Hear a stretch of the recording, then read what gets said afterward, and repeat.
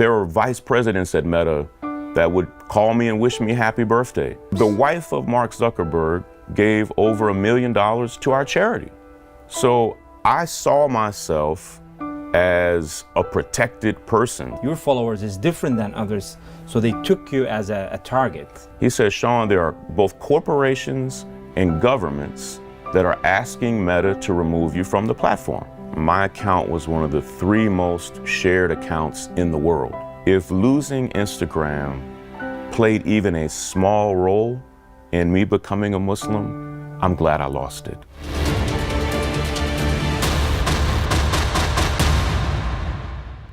Ladies and gentlemen, Assalamu alaikum, and welcome to the new episode of Digital Intifada. Today, we have an extraordinary guest, Shaun King, who has been a powerful voice for justice and human rights. His activism spans various causes, but today, of course, we will be focusing on his advocacy for Gaza. Shaun, thank you. Thank you very much for accepting our invitation and being with us today. I'm glad to be here. Thank you very much. You have been a stubborn advocate for many social justice causes, and your support for Gaza has been particularly powerful, unstoppable. I wonder what specifically drew you to, to have this, all what you have done and to champion the cause of Gaza? Well, there are probably two big things. And so thank you for asking that question. And I love being able to answer it because so many people only came to know me after October 7th, made the assumption that that was the first time I ever advocated for Palestinians in the world. I've been advocating for Gaza and the West Bank and Palestinians for most of my adult life. I told you earlier, it was all the way back in 2001 when I was a student at Morehouse College that we traveled to South Africa to the United Nations Conference Against Racism. And something happened there. I don't think I even got to tell you this. At that conference, Nelson Mandela spoke, Fidel Castro spoke, Yasser Arafat spoke. At that conference, in the middle of the conference, and we had front row seats, like they treated us like gold there, 2 nations got up and left the conference. If I asked you to guess who the 2 nations were that got up to leave, you would probably guess right. It was the United States and Israel. This isn't 2001. I'm a teenager. And that was the first time you know about Palestine and Gaza? I hadn't, I've said this publicly, I knew nothing about the Palestinian cause, the Palestinian plight, and most of my classmates that went, we didn't either. And I joke because we were used to being the most popular students in whatever room we went to. And when we got to South Africa, the most popular students in every room were Palestinians. And the first question we asked ourselves is, who are these people and why do South Africans love them so much? And it was then and there that we started realizing the historic relationship between South Africa and Palestine, that went back long before, that went back a generation, that they had fought against apartheid, that they had supported South Africans. And so it was there that many of my classmates and I developed a heart for Palestinians, and we kind of got a crash course on why they were so popular in South Africa. So to this very day, you see South Africans advocating for Palestinians. That relationship goes back decades. So from 2001 forward, any chance I've gotten, I've always tried to advocate for Palestinians.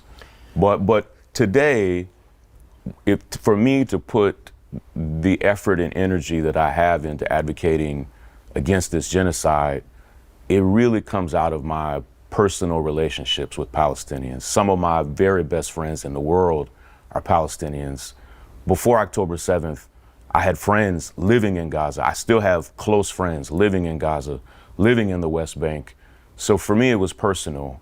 Friends who had advocated for me for years, who had marched with me, protested with me, and never expected anything in return.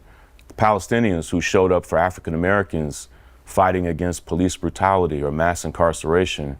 So for me, this was a relationship. You fight for your friends. Yeah. And Palestinians have been my friends for a long time. Well, I can ask you how you used your all platforms for Gaza. I mean, the whole world knows how did you dedicated your social media for advocating for Gaza. And of course, first, before we speak about how they try to stop you, what's the examples of the impact that you got from that advocacy? Well, I saw my role from October 7th on as telling really the non-Muslim, non-Arab world what was going on there. At that point on... Which is very important. So, I mean, most of the social medias are having followers, let's say, who knows already about Palestine, but specifically your social media or your people that they know you, they are people who hearing Palestine and Gaza for the first time, which is very crucial. So for me, on October 6th, I would say 90% of my followers were not Muslims. And most of them probably could not have pointed to Gaza on a map. And so after October 7th, I kind of saw my job as a translator, like as a literal translator. I would get friends of mine to translate videos and I would put captions on them. Cultural translation. Yeah, but a cultural interpreter, a cultural translator to try to explain to people, here's what's happening, here's what I see.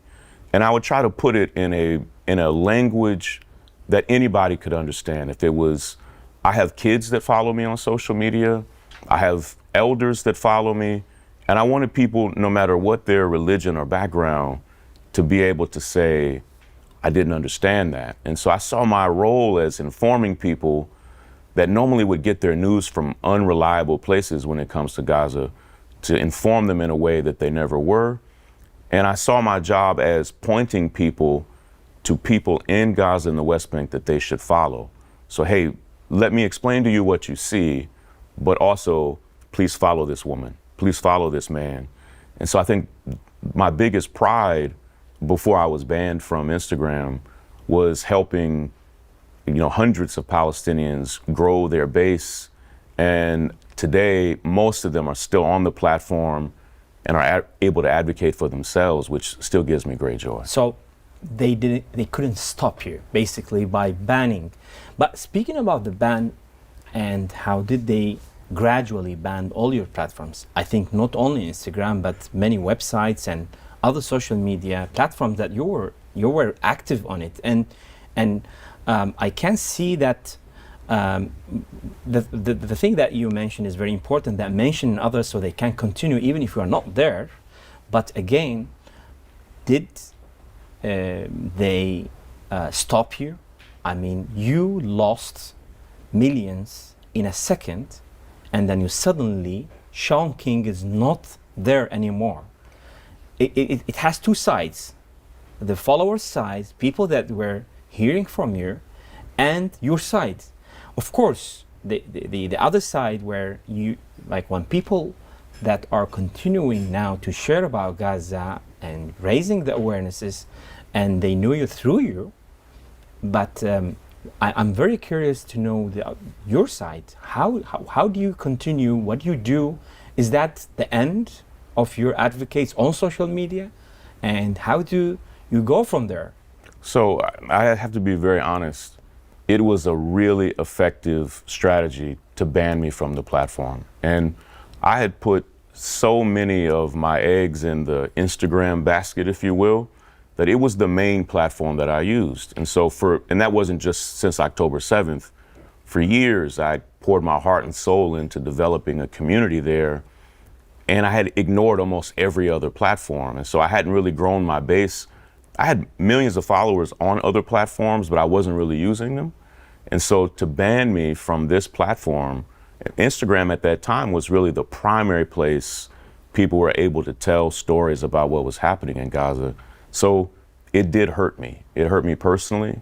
It hurt me professionally. It made it very difficult for me to be that translator that I felt I had become, to be able to show a different type of person what was going on there. So in that sense, it was very effective, and it surprised me. I mean, I've said this publicly. I've spoken at Meta. I've been a guest speaker multiple times at Meta. I was friends with countless employees at Meta. When I say friends, there were vice presidents at Meta that would call me and wish me happy birthday. That when they would see that my children were sick, they would write me and say by name, how is your son doing? How is your daughter doing?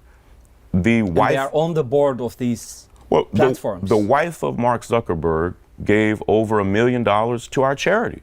So I saw myself as a protected person. Like in October, November, employees at Meta would contact me to help them mediate conflicts with Palestinians. So I saw myself, I was proud of my work. Like I felt like, okay, this platform is a place where we can do this advocacy and I'm safe here. I never thought I would be banned. I thought I would always be on Instagram, and I learned a painful lesson that the platform is truly owned by Zionists, controlled by Zionists, and they chose their own beliefs over what I thought was like a genuine relationship. So they disappeared? Oh, what excuses they gave you? I mean, when they banned you, those friends, you couldn't just... There is a man who works there to this day that I saw as a personal friend. To this day, he won't reply to a text message, an email, a phone call. I tried to call him just last week. And so in early December, someone at Meta told me, Shaun, in a high-level senior meeting, they are talking about ways they can ban you from the platform.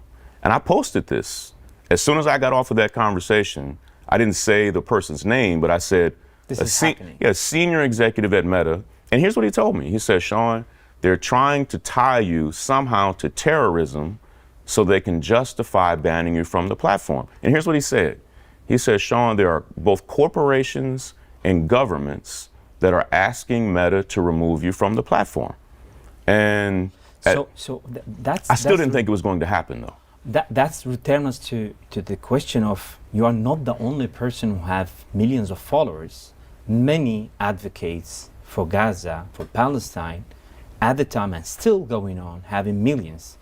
But you personally, again, having people, as you have said, where 90% of them are non-Muslims, are causing problems to Zionists because new people started to know about Gaza, and you basically were shaking the world. The best illustration I can make. I have a friend who is an African-American civil rights activist in the United States. He called me this past week, and he wanted to know why I was critiquing the policies of Kamala Harris regarding Gaza.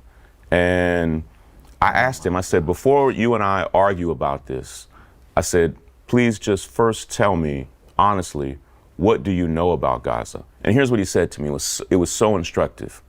He said, Shaun, once you were banned from the platform, I never really saw anything about Gaza on my timeline again. And immediately... It's obvious why they banned you. So I was reaching a type of person that other people, Palestinians, often aren't reaching. And because generally Palestinian influencers or any people who have millions, they have Palestinians, they have Muslims, even if they are in America or any part of the world. But you're specifically, as we have been seeing, that your followers is different than others, so they took you as a target. In November and December, my account was one of the 3 most shared accounts in the world, more than any president in the world in those 2 months. So I knew the account had power and I knew it had impact. It was naive of me to trust those friends, personal friends.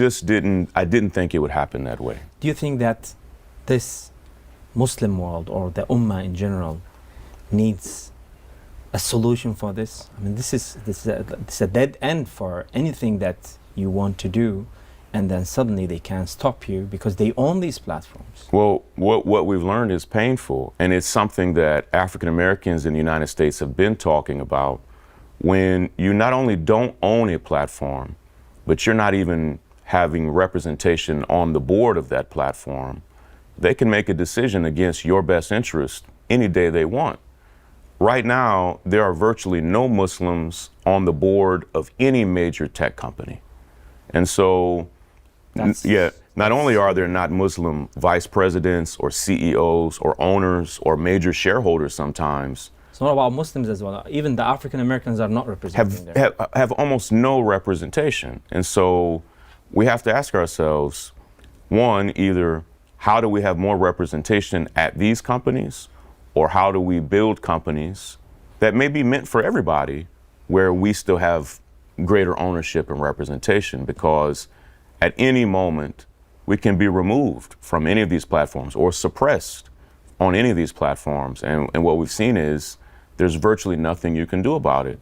What I've had to tell people is it's not illegal to do what they did to me because it's their company. They own it. It's like if someone was yelling inside of a restaurant, they can remove that customer. And because even they own the restaurant. Yeah, it's their restaurant. And so they didn't want me on the platform, even though what they did was unjust. I think it even violated their own policies. What my attorneys have said is, Shaun, their policies are meant for them to follow, but if they don't want to follow their own policies, it's not illegal. And so they don't have to follow them. If they want you gone, you can be gone. That's really needing a long-term strategy. For sure. And I think we take lessons many times, but we still have hopes that we have one day, very soon, inshallah, to have our own platforms to, fight for our rights. But again, for now, currently, I can see you are not stopped. You're still everywhere around the world, speaking any chance you get for Gaza, for Palestine. What is the current projects? What are the work that you do that excites you these days? Because I can see still that you have a lot of energy that you speak and work for Gaza. I think I have to start with one thing. When I was banned from Instagram, I was very bitter about it. I was sad. I would still get my phone out to open the app and realize, like, they made it to where not only did they ban my account, they banned every business account that I have. I had a podcast page that had 300,000 followers. They banned that. They banned my civil rights organization's page, which was not even a page about Gaza. They banned it. Anything touching me, they removed. Like, to this day, I can't even if I open another account, it's banned within minutes. And so I don't even do it anymore. At first I was bitter and frustrated and even confused, like, what am I supposed to do next? This is how I planned on doing this advocacy. After a few months, I actually started to see it as a blessing. As people may know, during Ramadan, the first day of Ramadan, my wife and I became Muslims. I've said this publicly. I wanted to come to that, yeah. Because I'm so curious to know whether if all this what happened to you was one of the reasons or the main reason for you to convert. Well, I have to say, I don't or trust... we say to accept, yes, not to convert. Well, I don't trust myself enough to believe that if I was still on Instagram, that I would have become a Muslim. If I was on Instagram now, doing what I was doing, I probably wouldn't have 6 million followers. I would have 10 million followers. And I would just be chugging along every day, doing what I was doing, advocating, raising money for charities and causes. And I don't know that I would have made the decision to become a Muslim. And here's why. When I lost the platform, it removed so much noise from my life, good and bad. I lost beautiful relationships, but I also stopped seeing hate and false accusations. Threatening. Threats, all of that. Time to think, maybe. Yeah, and so what it ultimately did for me was it caused me to have the space to really think about, who am I? What do I want to be? What direction do I want my life to go? And it really allowed me to have space in my heart and mind to think about deeper issues, deeper questions. it allowed me to have like very open conversations with my wife about what it would mean for us to become Muslims. And I think if I was still on there, that I might just still be doing what I was always doing. I'm at the point now, I mean this with every fiber of my being. If losing Instagram played even a small role in me becoming a Muslim, I'm glad I lost it. I would lose it over and over again, because your question was, what am I doing? What excites me? What makes me happy in today's life? A huge part of my daily life now is learning what it means to be a Muslim. I've been a Christian my whole life. I was a pastor. I've been a devout religious man. And so I've always cared about God, the ways of God. I've cared about sacred texts. I went to seminary to train to be a pastor. But these 5 months of being a Muslim have been some of the best 5 months of my life. They've been not only because I'm learning every day, but I have a new order, a new sense of direction in my life. And I think one of the most beautiful things that people tell me is, Shaun, you might have lost 6 million followers, but you gained 2 billion sisters and brothers. And I feel it. You would have to be a Muslim to understand what that means, that we are happy when we see each other. I was a Christian for 25 years. I couldn't tell if a Christian was happy to see me or not. In fact, in America, there are, Christians that don't even want to be in the same room with each other. And it's not that there aren't disagreements among Muslims. Of course there are. But around the world, we are happy to share salam with each other. We're happy to pray with each other. My family, we've been here in Istanbul for almost 4 weeks.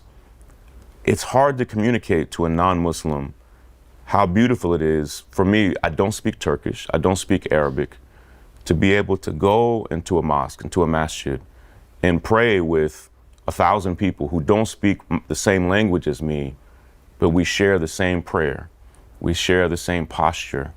And it's a beautiful shared experience to know that 1 billion of us all over the world are praying the same prayers at the same times, facing in the same direction, that we share the same text, and that we care about a lot of the same issues. And so Islam has very quickly become like the center of a lot of my life and of my wife's life as well.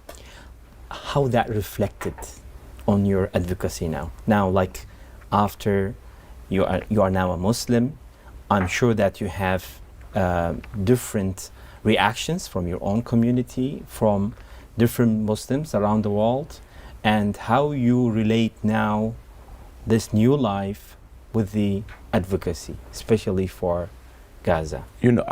In two or three ways. I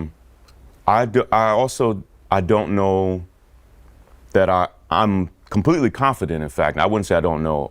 I would not be a Muslim today had this genocide not taken place. I'm not glad that I have no joy in it taking place, but it was me seeing up close and personal the faith, the Islamic faith of Palestinians, seeing their prayer, seeing them quote the Quran in the worst moments imaginable. It was men and women who had just lost their most precious family members calling me, telling me that they still believed in the will of Allah. And I would see it as a non-Muslim in October, November, all the way through Ramadan, and say, what is this? How is this possible that someone could experience so much suffering? And I had a conversation with Imam Omar Suleiman. This was in December. And I asked him a really important question. He knew that I was close to accepting Islam. And I asked him, I said, I want to be sure that it's not just that I love Palestinian culture or that I love Yemeni culture. I asked him, I said, is this Islam that I love, or is it Palestinians? And he said, Shaun, you really can't separate Islam from Palestinians. He said, yes, there are beautiful parts of Palestinian culture, But he said, what they would tell you is that it is Islam that's getting them through each day, every day. And he said, yes, there is a unique way to be a Muslim as a Palestinian that all of us in the world see and admire and wish that our faith could be as resilient and as strong as theirs. And it was literally just sitting in the front seat of his car talking to him where I realized, okay, then it's not just my love of Palestinian people or Palestinian culture, but it is the expression of Islam through them in the worst moments imaginable that really won my heart to Allah and won my heart to what it would mean. The biggest pivot or change that I've made, and again, I think I would have to be banned from social media to be able to see this, is for the first time in my life, I'm practicing something that I always tried to practice but couldn't. I truly cared so much about what other people thought of me. And when you're on social media, it's hard not to. You see the comments. People would make viral videos about me, and those would be the most viral videos those people had ever made. And it would be hard to see that and for it to not affect you. I'm finally at the point where the question I'm asking myself, consciously and subconsciously, is not what are people saying about me, but it is, how does Allah see me? How are my decisions seen in this way?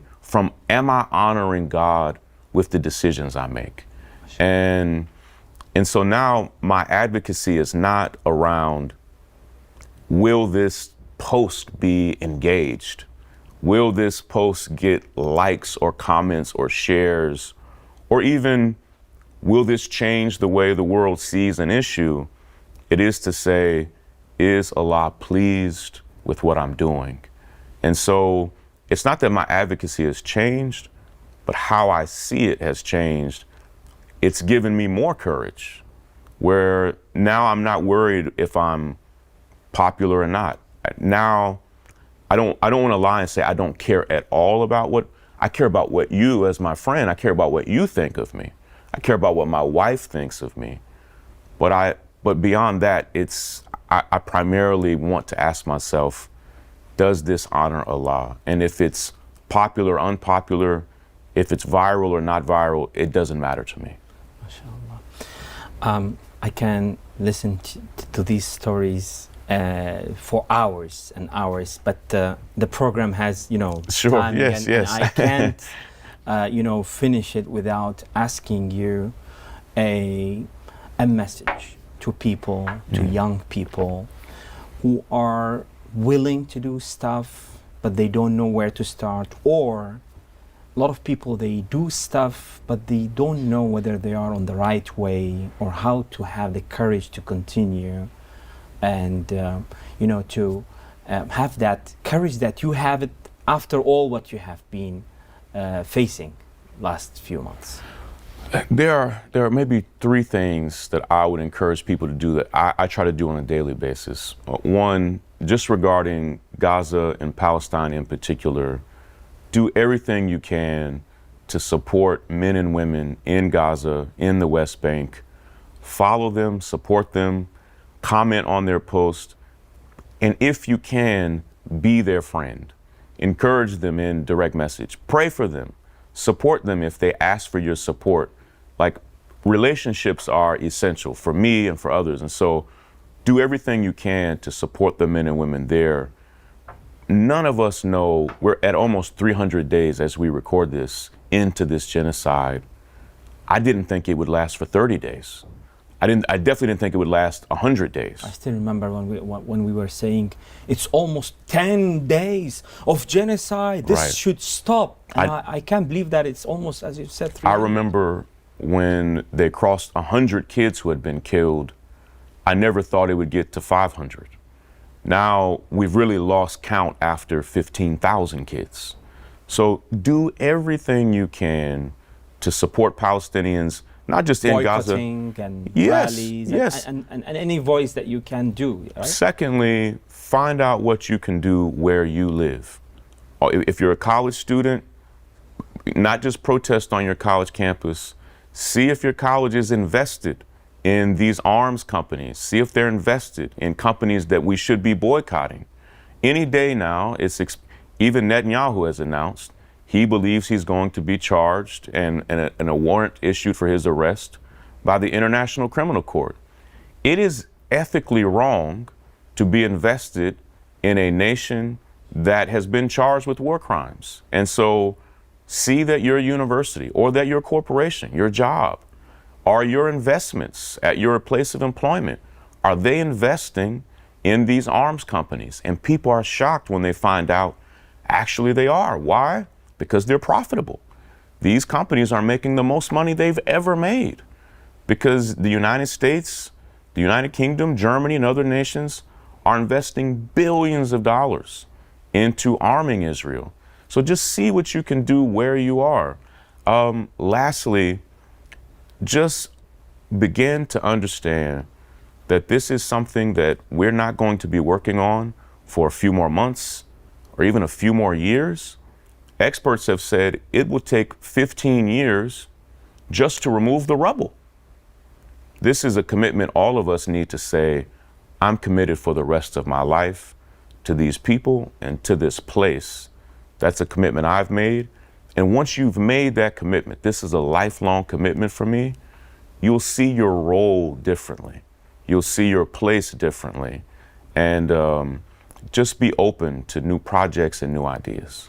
Inshallah, I believe in Palestinians and specifically the Gazans. We'll remove them in 6 months, not 15 years. Yes. But because they've done everything that we couldn't even imagine. Absolutely. Shaun, thank you very much for sharing with us your insights and your journey. It's really honoring us to have you here today with us. And welcome again to Turkey and welcome to be a Muslim. Thank you, brother. Thank you. And special thanks to our viewers for tuning in to Digital Intifada. Stay informed, stay engaged. Until next time.